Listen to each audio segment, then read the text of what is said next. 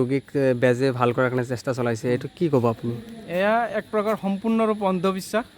এইটো তাৰমানে প্ৰশাসনে বিহিত ব্যৱস্থা ল'ব লাগে ইয়াৰ ওপৰত, যিটো তাৰমানে চিকিৎসা বিজ্ঞানৰ আজি চিকিৎসা বিজ্ঞানৰ আশাক পাইছে আৰু এনেস্থলত আজি যিটো ভণ্ডামি হৈ আছে এইটো আমাৰ প্ৰশাসনক মই অনুৰোধ জনাম ইয়াৰ ওপৰত বিহিত ব্যৱস্থা লওক। সম্পূৰ্ণ অন্ধবিশ্বাস, এইবিলাক আচলতে পুলিচে এৰেষ্ট কৰিব লাগে। এইটো সমাজক বিভ্ৰতে পৰিচালিত কৰি আছে। এই পেৰালাইচিছ বেমাৰীজন যেনেকৈ শুৱাই আছে, এইটোতো অলপ পিছত মৰিব যেন লাগি আছে।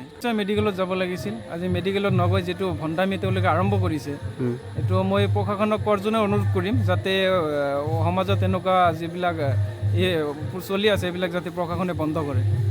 যিকোনো খবৰৰ বাবে যোগাযোগ কৰক 7099017330 লগতে 7099017110 নম্বৰত।